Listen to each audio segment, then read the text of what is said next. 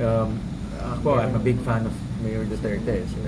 Alam niya yan. And I'm a good friend of Sara. No? Matagal kong kaibigan at nakasama si Sara sa League of Cities.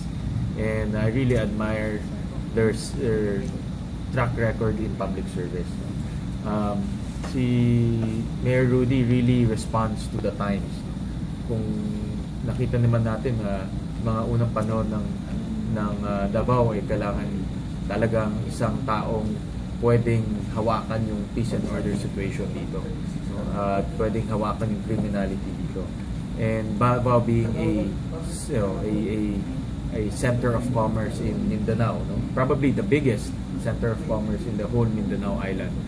He cannot afford to lose the reputation of being the center of commerce. Kaya hinawakan niya at sinigurado niya na ang peace and order dito ay laging maayos. So, the track record will speak for itself. No? Nakita ko na pagdating sa governance, pagdating sa decisiveness, pagdating sa leadership, walang kaduda-duda, he has all those qualities. So, in terms of, if you ask me if he's qualified or not, yes, he is qualified. So back